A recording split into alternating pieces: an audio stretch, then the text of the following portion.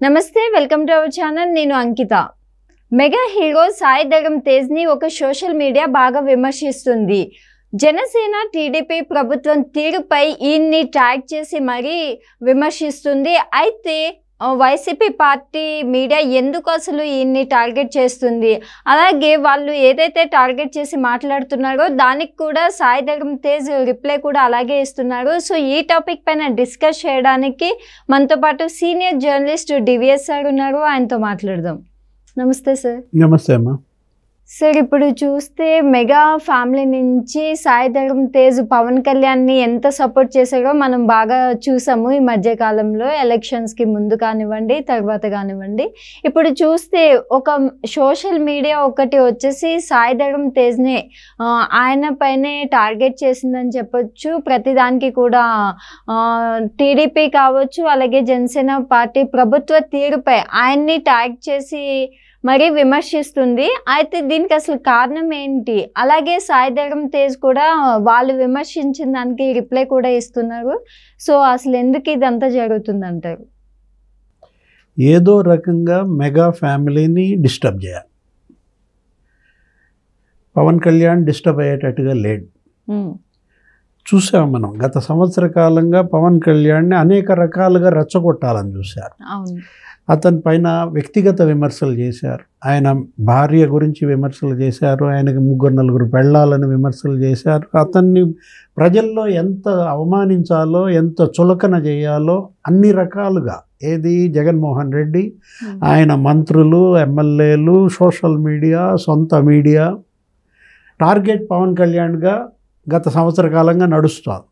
కానీ ప్రజలు వాళ్ళు పవన్ కళ్యాణ్ ఎంత టార్గెట్ చేస్తే ప్రజలు పవన్ కళ్యాణ్తో అంత సెయిల్ అయ్యారు.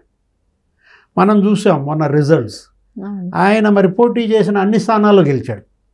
100% స్ట్రైక్ రేట్ అంటే 21 స్థానాల్లో పోటీ చేస్తే 21 గెలిచాడంటే అసలు దేశ చరిత్రలో ఏ పార్టీ అలా అంత 100% విక్టరీ లేదు. వీళ్ళు అవమానించిన కొద్దీ ప్రజలు అభిమానించారు. అంటే వీళ్ళు సైకోలు.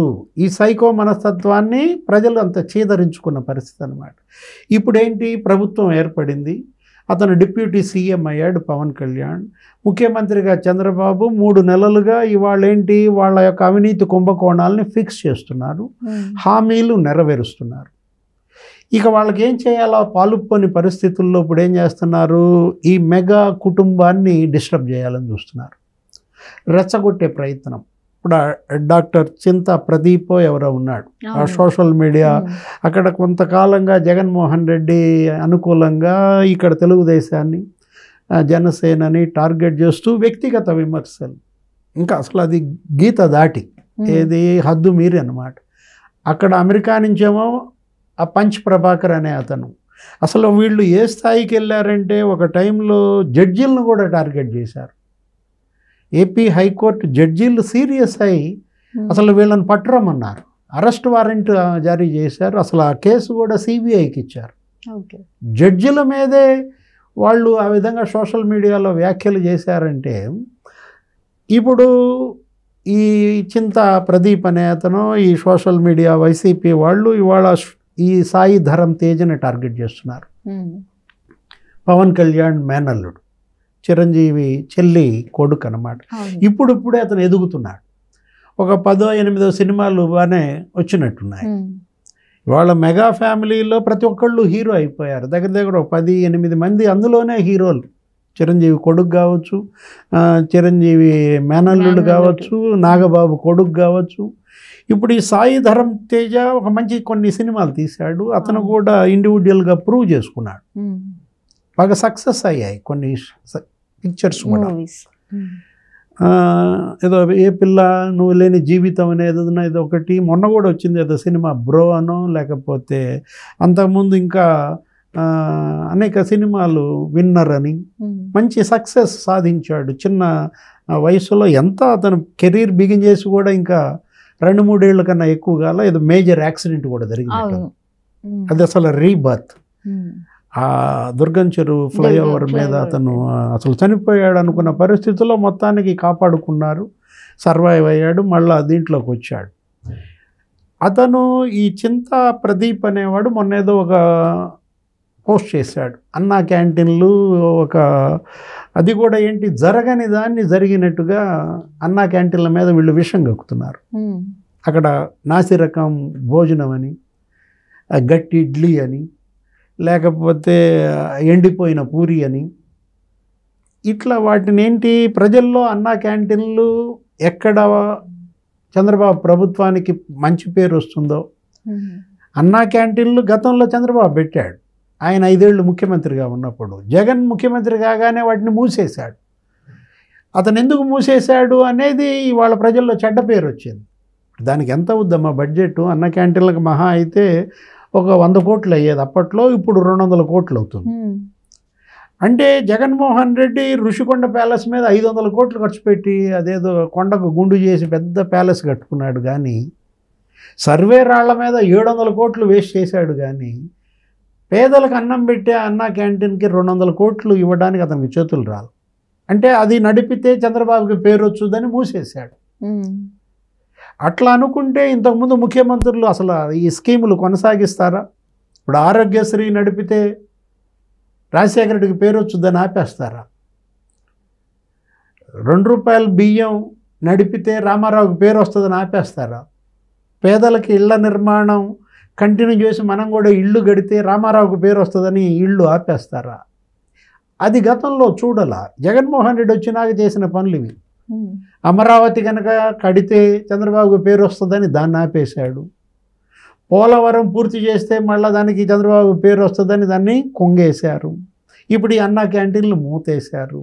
ఇప్పుడు ఏం చేస్తున్నారు? ఇది ప్రజల్లో మంచి పేరు రాకూడదని విష ప్రచారం. నిన్న లేటెస్ట్గా ఏ వీడియో, అక్కడేదో ప్లేట్లు సరిగ్గా కడగట్లేదు, చేతులు కడిగే చోటే మురికి నీళ్లల్లో ప్లేట్లు కడుగుతున్నారని ఒక ఫేక్ వీడియో వైరల్ చేశారు. అది వాస్తవం కాదు. అదేంటి, తిన్న తర్వాత సింక్లో పెట్టిన ప్లేట్లు వాళ్ళు కడగట్లా, వాళ్ళు తీసుకెళ్తున్నారు. తీసుకువెళ్ళి కడగటానికి ఇంకా వేరే అటు కోల్డ్ వాటర్లో కడుగుతారు, హాట్ వాటర్లో కడుగుతారు, తర్వాత మళ్ళా శుభ్రం చేస్తారు. అది అన్నా క్యాంటీన్ నడుపుతోంది ఎవరు?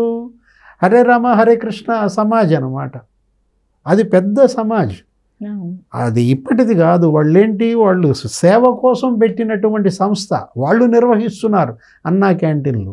వీళ్ళు ఈ విధమైనటువంటి దుష్ప్రచారం ద్వారా ఆ గొప్ప సమాజ్కి వీళ్ళు చెడ్డ పేరు తెస్తున్నట్టు. చంద్రబాబుకి కాదు, ఈ ప్రభుత్వానికి కాదు. ఆ చింతా ప్రదీప్ ఇచ్చినటువంటి ఆ వీడియో చూసి సాయి ధరమ్ తేజ్ ఏదో రీట్వీట్ చేశాడు. ఏమని, మీరెక్కడ బ్రో ఉండేదనో ఏదో. అతనేంటి, ఇతను ఇంకా పర్సనల్గా అసాసినేట్ బిగిన్ చేశాడు అనమాట. ఏంటి, నేను నీలాగా పైకి వచ్చినాడు కాదు, మేనమావల దయాదాక్షిణ్యాల మీద వచ్చినాడు కాదని ఆ ఉప్పెనలో ఏదో పోస్టర్లు పెట్టేసి ఆ ఉప్పెన ఈయన నటించిన సినిమాది అతను మళ్ళీ ఆన్సర్ ఇవ్వటం. అంటే సాయి ధరమ్ తేజ్ ఇక అతనికి అర్థమైంది, ఓహో వీళ్ళంతా సైకోలు. ఈ పంచ్ ప్రభాకర్ కావచ్చు, లేకపోతే ఈ చింతా ప్రదీప్ కావచ్చు, వీళ్ళ ట్వీట్కి రీట్వీట్ చేసి నా స్థాయిని ఎక్కడ తగ్గించుకుంటానని చెప్పి ఇక మానేశాడు.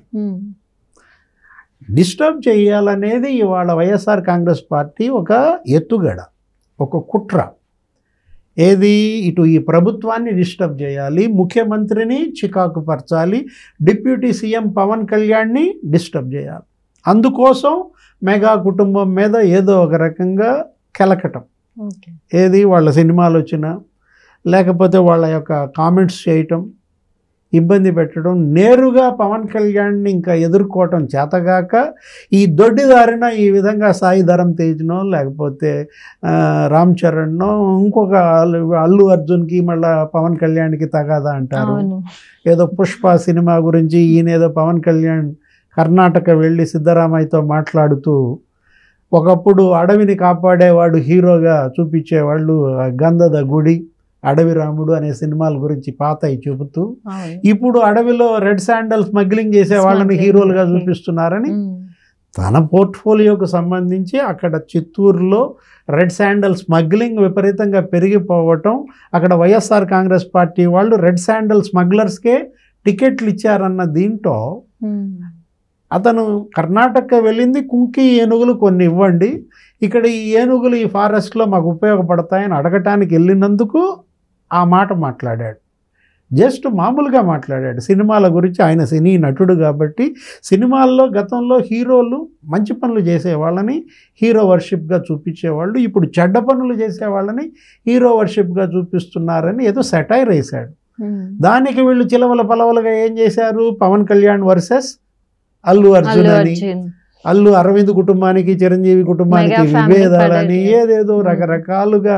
అంటే ఎక్కడ ఏ అవకాశం దొరికినా అగ్గిపుల్ల గీసి మంట పెట్టాలన్న ధోరణి అన్నమాట. వీడే అగ్గిపుల్ల తెచ్చుకుంటాడు, వీడే పెట్రోల్ పోస్తాడు, వీడే అంటిస్తాడు అనమాట. ఇంకా మంట తగలబడితే చూసి ఆనందించటం.